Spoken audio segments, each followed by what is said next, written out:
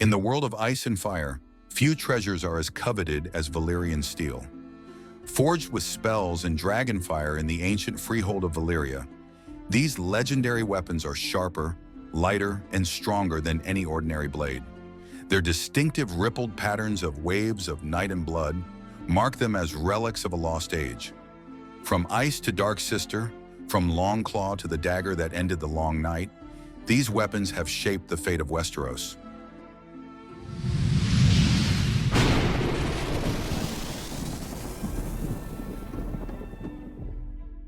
Today, we'll explore every known Valyrian steel weapon in Game of Thrones and House of the Dragon, uncovering their origins, histories, and the pivotal moments where steel met destiny. 1. Ice, House Stark. The great sword Ice stood as tall as a teenage Robb Stark and was as wide as a man's hand. For over 400 years, this massive greatsword served as the ancestral weapon of House Stark, a symbol of the North's justice and honor. Ned Stark wielded Ice to execute deserters from the Night's Watch and to carry out the solemn duty of the Lord, who passes the sentence swinging the sword. The blade's size required 2 hands to wield effectively, making it more ceremonial than practical in battle. Ice's story took a tragic turn after Ned's execution.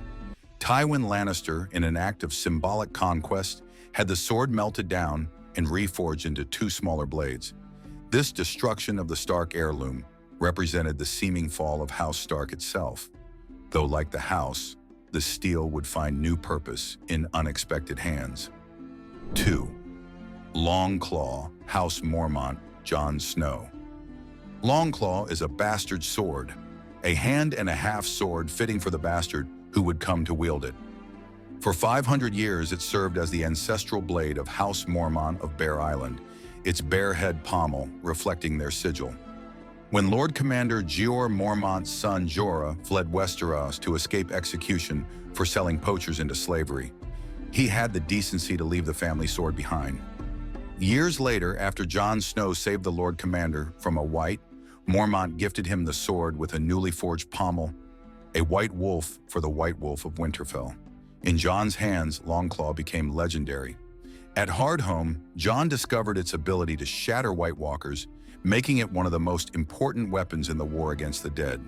From the Battle of the Bastards to the defense of Winterfell, Longclaw has tasted the blood of wildlings, boltons, and the undead alike. When Jon was sent back to the Night's Watch after killing Daenerys Targaryen, Longclaw went with him beyond the wall, a Valyrian steel blade once again guarding the realms of men. 3rd. Oathkeeper, Brienne of Tarth.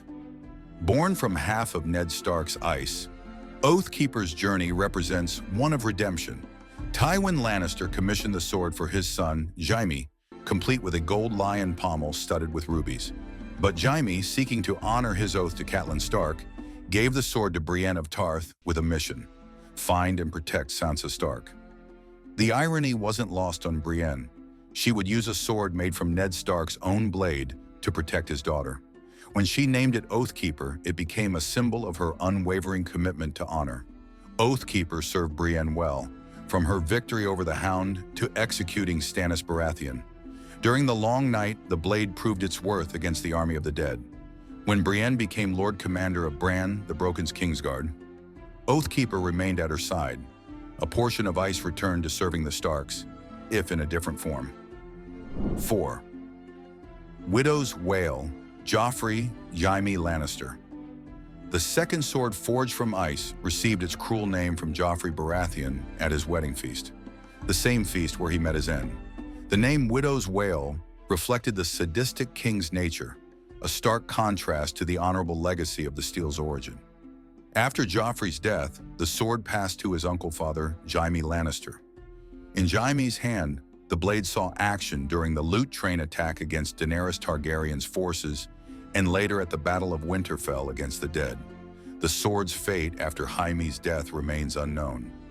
Perhaps it lies buried in the ruins of the Red Keep, a fitting end for a blade whose journey began with the fall of one house and ended with the fall of another. 5. Heartsbane, House Tarley. For 5 centuries, the great sword Heartsbane served as the ancestral weapon of House Tarley. Lord Randall Tarley, who prized martial prowess above all else, considered his bookish son Samwell unworthy of the blade. In an act of defiance, Sam stole Heartsbane when leaving Horn Hill with Gilly and Little Sam. Later, recognizing Jorah Mormont's skill as a fighter, Sam gave him the sword to use in the Battle of Winterfell, a Tarley blade defending the home of House Stark. Jorah died protecting Daenerys Targaryen during the battle, Heartsbane in hand. The sword's current whereabouts are unknown, though it likely returned to House Tarley after the war, perhaps to Sam himself as the last of his line. A fitting irony for the son his father deemed unworthy. 6. Dark Sister, House Targaryen. One of two ancestral swords of House Targaryen, Dark Sister was designed with a slender blade for a woman's hand. It was originally wielded by Visenya Targaryen during Aegon's conquest, riding her dragon Vhagar as she helped forge the Seven Kingdoms into one. In House of the Dragon, we see Dark Sister in the capable hands of Daemon Targaryen, who uses it to devastating effect in his one-man assault against the crab feeder in the Stepstones. The blade's slender design doesn't diminish its deadliness. In fact, it makes it more precise and quick in battle. Dark Sister later passed to Brynden Rivers, known as Bloodraven, who took it with him when he joined the Night's Watch. The sword's ultimate fate remains unknown, though some speculate it may have gone north of the Wall with Bloodraven when he became the Three-Eyed Raven. 7. Blackfire, House Targaryen, Blackfire line. If Dark Sister was the Queen's blade, Blackfire was the Sword of Kings.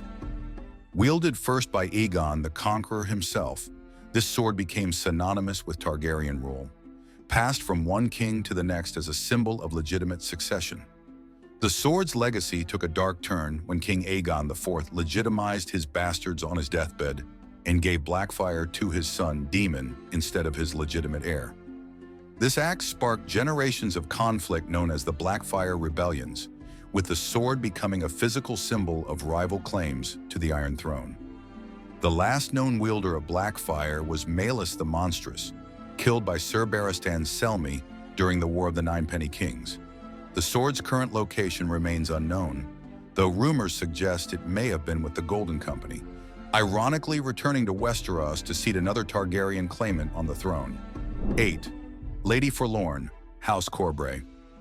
The ancestral sword of House Corbray has a storied history in the Vale. During Robert's rebellion, Sir Lyn Corbray wielded Lady Forlorn to slay Prince Lewin Martell of the Kingsguard at the Battle of the Trident. Unlike many Valyrian steel blades, Lady Forlorn has remained with its original house throughout the centuries. In the books, Sir Lyn Corbray continues to wield it while secretly working for Littlefinger, showing how these ancient blades can become pawns in modern power games. The sword's name, Lady Forlorn, speaks to a melancholy history that the show never fully explored, but hints at the often tragic stories behind these legendary weapons. 9th Nightfall, House Harlaw.